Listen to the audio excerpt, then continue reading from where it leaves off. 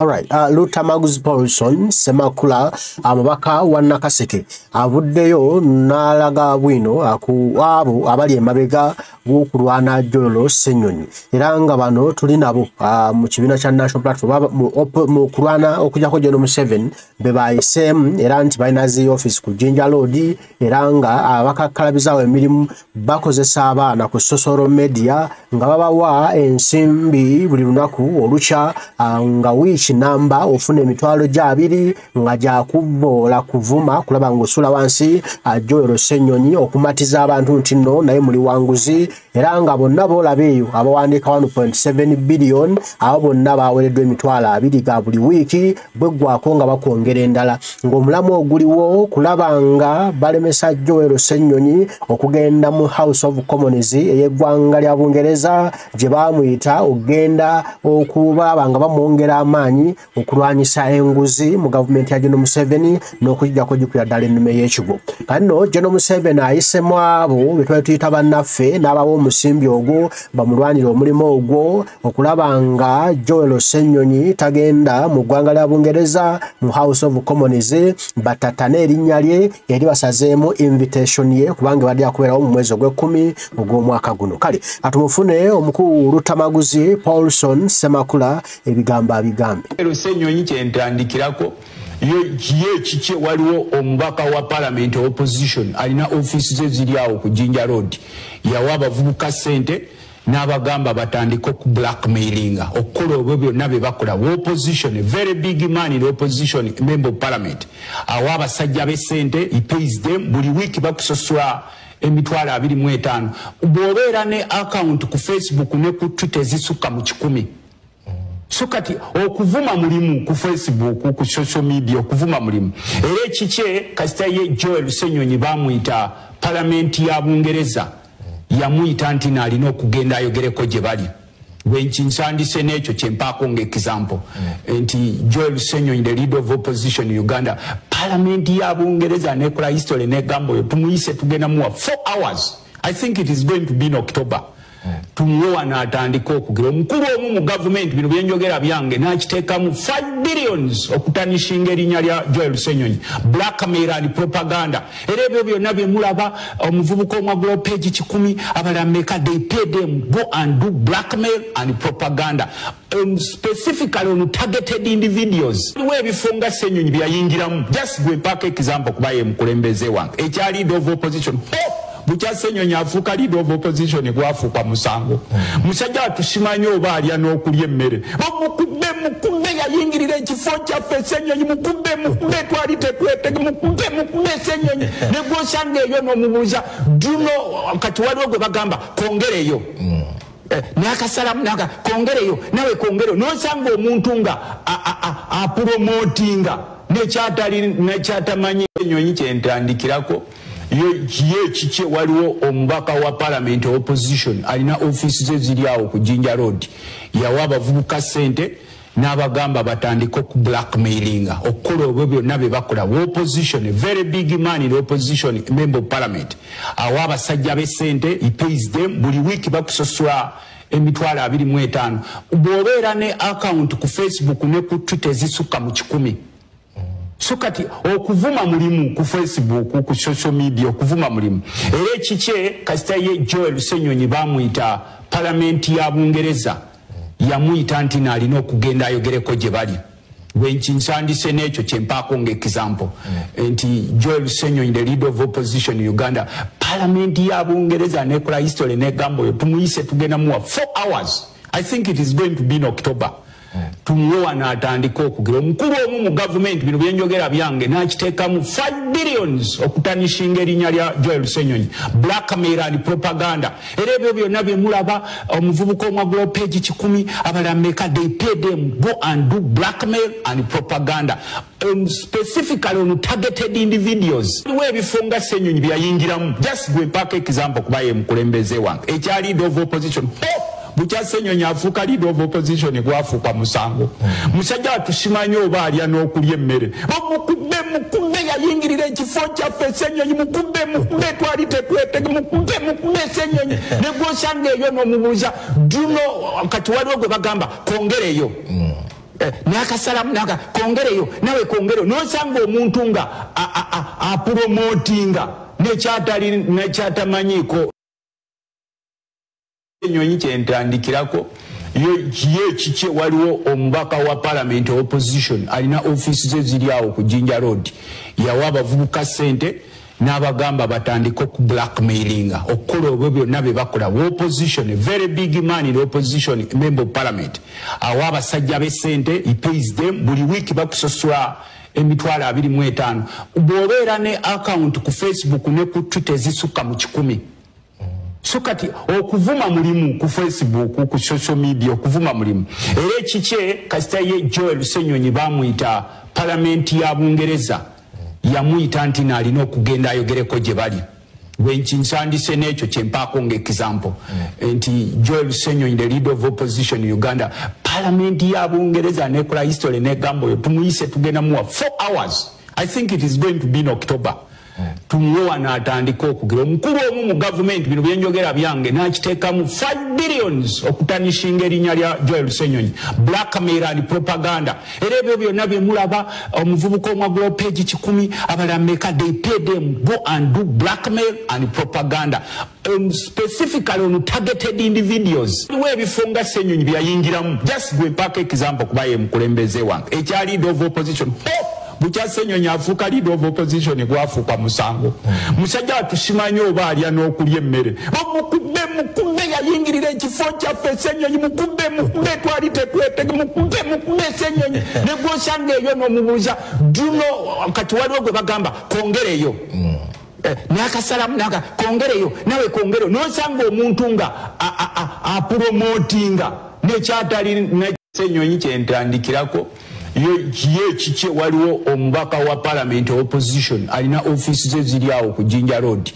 yawa abavubuka ssente n'abagamba batandika ku blackmailinga okukola obwo byonna bye bakola opposition a very big man in opposition member of parliament awa abasajja b'essente he pays them buli week bakusasula emitwalo 25 bw'obeera ne account ku Facebook ne ku Twitter zisukka mu 100 so kati okuvuma mulimu ku Facebook ku social media okuvuma mulimu era ekikye kasita ye Joel Ssenyonyi bamuyita parliament ya Bungereza yamuyita nti nalina okugenda ayogereko gye bali wenkinsandise n'ekyo kyempaako ng'example nti Joel Ssenyonyi the leader of opposition in Uganda parliament ya Bungereza nekola history negamba oyo tumuyise tugenda muwa 4 hours I think it is going to be in October tumuwa n'atandika okugira omukulu omu mu government bino byenjogera byange n'akiteekamu 5 billions okutanishinga erinnya lya Joel Ssenyonyi blackmail and propaganda era ebyo byonna bye mulaba omuvubuka omwagula page 10 abalameka they pay them go and do blackmail and propaganda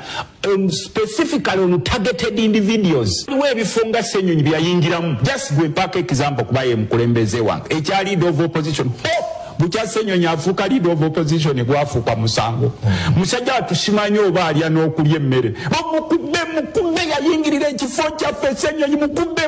twali tetwetege mukube Ssenyonyi negwosanga eyo n'omubuuza duno kati waliwo gwe bagamba kongereyo nakasalamu naka kongereyo nawe kongero nosanga omuntu nga apromotinga nekyatali Ssenyonyi kyentandikirako ye kiki waliwo omubaka wa parliament opposition alina office ze ziri awo ku Jinja Road yawa abavubuka ssente n'abagamba batandika ku blackmailinga okukola obwo byonna bye bakola opposition a very big man in opposition member of parliament awa abasajja b'essente he pays them buli week bakusasula emitwalo 25 bw'obeera ne account ku Facebook ne ku Twitter zisukka mu 100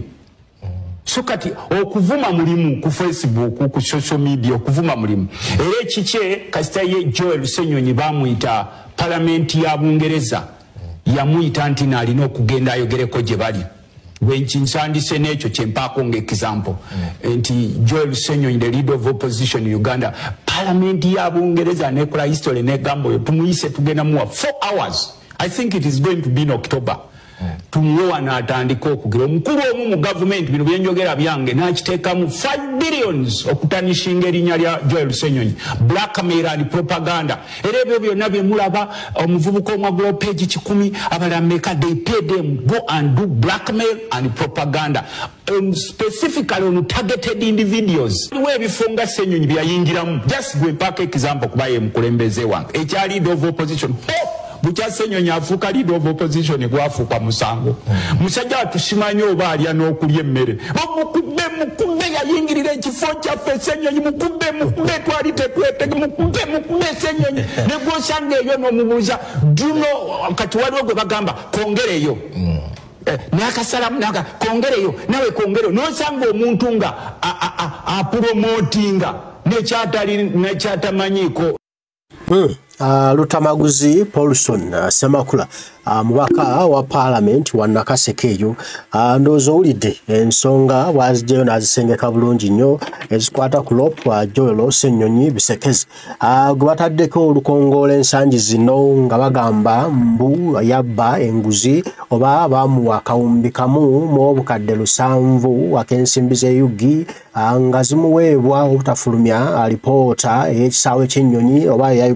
Uganda Airlines oli omukyala gwe baawa mulimu ogwo naye ate nga munafu muzibu nga teyasoma nga talina bisaanyizo wabula nga bakimuwa buwi kubanga mwana wa mukwano gwa Museveni gwe balwana naye oba yamuyambangako mu lutalo olw'ekiyeekera kati n'azitumuwa ekifo ekyo mu bumenyi bw'amateeka. Ate ensonga zonna ezaazuulibwa ebikolobero ebiri mu kukolebwa mu Uganda Airlines, ensimbi ezifiirizibwa Uganda Airlines byonna Ssenyonyi bwe yabikukwako byonna bwe babigwamu n'akakiiko ke ne bakwata alipoota ne bagikola bulungi mu kutuuka ogifulumya ejjanja eri paalamenti yali sipiika Anita Amongi eyavaayo n'agamba no nedda eyo alipoota tegenda tekufulumizibwa mbunno kubanga yalinkinga mu mawulire. Bw'atyo n'amusaba afulumya alipoota endala zabayanja naye eyo eya Uganda Airlines tageza n'agifulumya. Kati nno obujulizi bonna weebuli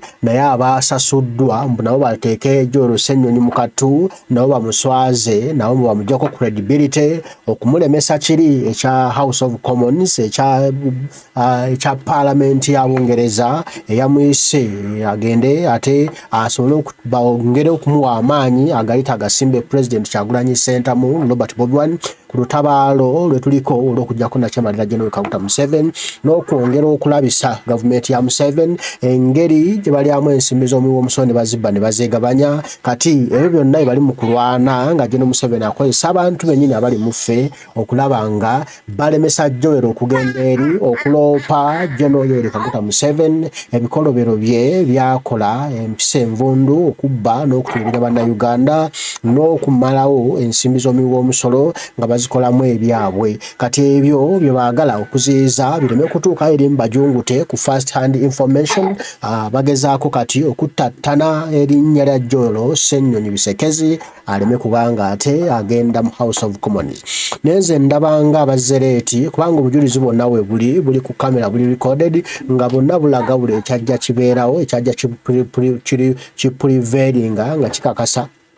nti alipoota yakolebwa era yanoonyezebwako ne babakwamba kano ne bagamba kani abanyiga wali naye ate mu luvannyuma sipiika Anita Amongi n'agiremesa n'agamba mbu tejja kufuluma kubanga erimba amawulire baagifunye dda. Awo nno we gwajja bagiridde abaatandise olutabaalo luno okuba nti kati ate lubalemeredde babadde balowooza bigenda kuba byamannyo wenu bo nga basuubira nti bigenda kuba byakusaagamu awo era nga basasudde bati TikTok basasudde ba YouTube basasudde ba Facebook era nga abantu bangi otandise okubalaba bakola obutambi bafulumya ebifaananyi biriko 1.7 billion naye nga tebakuwa source zaavaawa nga ffe bwe twalina source nti z'amampuuga ne mapuuga zaava wali mu Parliamentary Commission era nga n'obujulizi bwe buli ne minutes nga bazeegabira naye bya Joel Ssenyonyi tewali wadde phone call tewali wadde recorded video tewali wadde any document eraga nti nno Joel Ssenyonyi Bisekezi leader of opposition